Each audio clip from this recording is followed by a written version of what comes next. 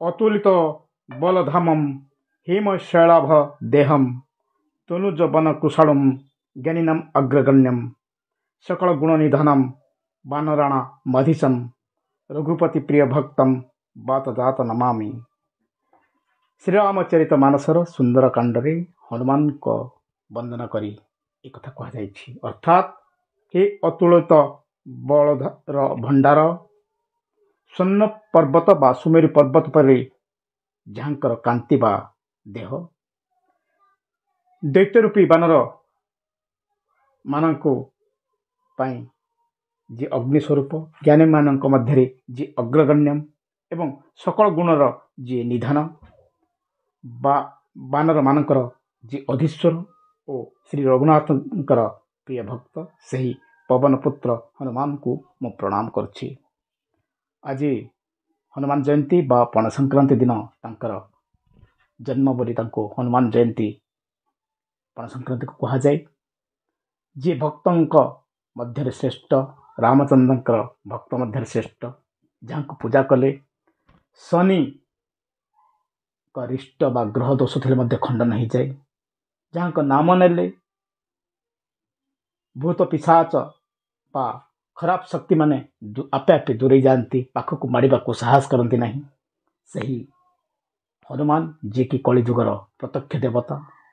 ଆମେ ଦେବତାଙ୍କୁ କଳିଯୁଗରେ ଦେଖି ନ ପାରନ୍ତି, ମାତ୍ର ଯିଏ ଅଜର ଅମର ଚତୁର୍ଦିଗର କଳିଯୁଗରେ ଘୂରି ପଡ଼ୁଛନ୍ତି, ସେହି ହନୁମାନଙ୍କର ପଣା ସଂକ୍ରାନ୍ତିରେ ପାବନ ଜନ୍ମଦିନ। ତାଙ୍କୁ ଆମେ ପୂଜା କଲେ କ'ଣ କ'ଣ ମିଳିଥାଏ ଏବଂ ହନୁମାନ କିଏ ସେ ବିଷୟରେ ଟିକେ ଆଲୋଚନା କରିବା। ହନୁମାନ ହେଲେ ନିଜେ ଶିବ। ଯେତେବେଳେ ରାବଣ ଏ ମହିମଣ୍ଡଳରେ ତାର ଦୁରାତ୍ମ ଜାରି ରଖିଥିଲା, ସେତେବେଳେ ମୁନି ଋଷି ଓ ଦେବତାମାନେ ଭଗବାନ ବିଷ୍ଣୁଙ୍କୁ ଯେତେବେଳେ ପ୍ରାର୍ଥନା କଲେ, ସେତେବେଳେ ବିଷ୍ଣୁ କହିଲେ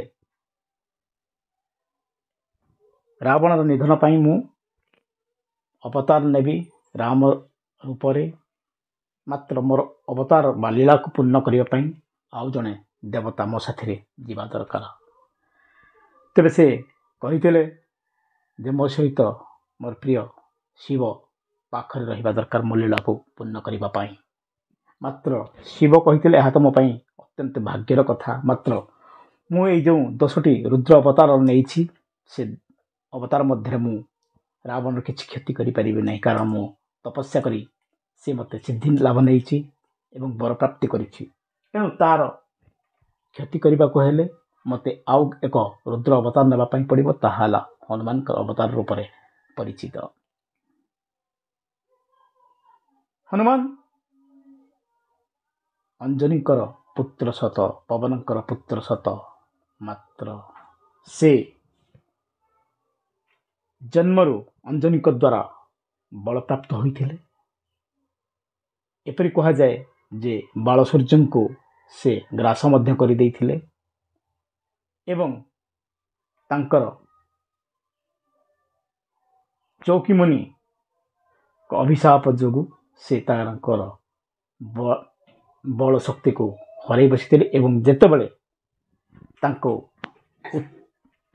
ଭଗବାନଙ୍କର କାର୍ଯ୍ୟ କରିବା ପାଇଁ ପଡ଼ିବ, ସେତେବେଳେ ପୁଣି ତାଙ୍କର ପୂର୍ବ ବଳ ଫେରି ପାରିବେ ବୋଲି ତାଙ୍କୁ ଯେଉଁ ଚୌକିମୁନି ଆଶୀର୍ବାଦ କରିଥିଲେ ବା ଅଭିଶାପ ତାଙ୍କ ପାଇଁ ବର ଭାବରେ ଥିଲା, ସେଇ ବଳକୁ ପ୍ରୟୋଗ କରି ସେଇ ବଳକୁ ସେ ନିଜେ କାମରେ ଲଗାଇ ଭଗବାନଙ୍କର ସେବା କରିଥିବାରୁ ଭଗବାନଙ୍କର ଅସୀମ କୃପା ଲାଭ କରିଥିଲେ।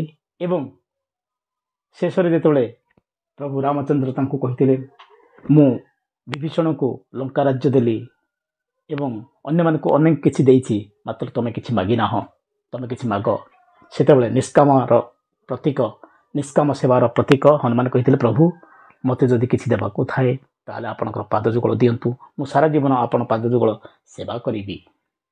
ତେଣୁ ସେହି ହନୁମାନଙ୍କୁ ପୂଜା କଲେ ଆମର ଚତୁର୍ଭୁଗ ଫଳ ପ୍ରାପ୍ତ ହେବା ସହିତ ଗ୍ରହରିଷ୍ଟ ଖଣ୍ଡନ ହେବ, ଯିଏକି ଶନି ମଧ୍ୟ ତାଙ୍କୁ ଆଶୀର୍ବାଦ କରିଥିଲେ। ଯେତେବେଳେ ରାବଣକୁ ଉଦ୍ଧାର କରିବା ସମୟରେ ରାବଣ ଶନିଙ୍କୁ ବନ୍ଧକ ରଖିଥିଲା, ତାଙ୍କୁ ଯେତେବେଳେ ଉଦ୍ଧାର କଲେ ଶନି ତାଙ୍କୁ କହିଥିଲେ ଯେ ତମର ଯିଏ ପୂଜା କରିବ ସେତେବେଳେ ମୁଁ ତାକୁ ଶୁଭଫଳ ଦେବି, ମୋର ଯେତେ ରିଷ୍ଟ ବା କୁପ୍ରଭାବ ଥିବ ତାହା ଆପେ ଆପେ ଖଣ୍ଡନ ହୋଇଯିବ।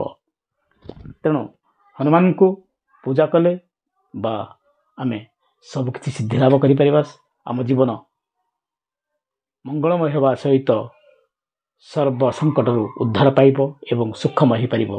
ତେଣୁ ହନୁମାନଙ୍କ ପୂଜା ଆମେ ତାଙ୍କ ମନ ଧ୍ୟାନ ଦେଇ ପୂଜା କଲେ, ଶ୍ରଦ୍ଧା ଭକ୍ତି ସହିତ ପୂଜା କଲେ ଆମ ଜୀବନ ସବୁ କ୍ଷେତ୍ରରେ ସଫଳ ହୋଇପାରିବ।